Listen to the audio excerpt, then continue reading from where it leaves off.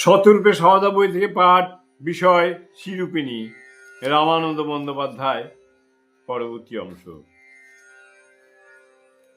এসব তো গেল সারদার প্রত্যেক আলেখ্যের মধ্যে মূলগত ঐক্যের কথা, কিন্তু সারদার প্রত্যেক মূর্তি লক্ষণের অভিনবত্ব কম নেই, এবং সেই বৈচিত্র্য এবং অভিনবত্বেরও একটি স্পষ্ট লক্ষণ আছে, যা সব সময় সব কিছু নিয়ম লক্ষণকে অনুসরণ করতে বাধ্য হয় না।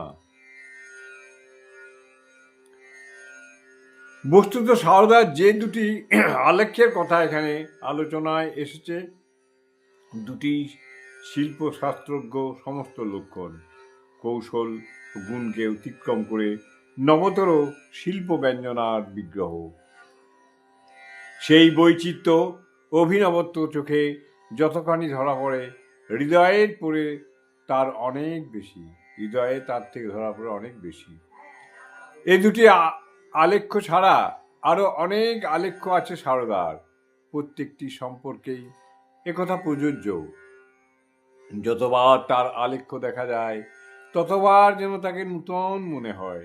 শুধু আলেখ্যই নয়, তার জীবন আলেখ্যের প্রত্যেক অংশেও সেই বৈচিত্র্য, অভিনবত্ব ফুটে থাকত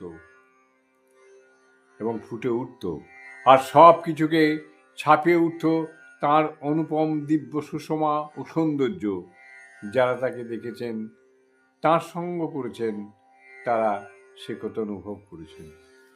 জয় মা।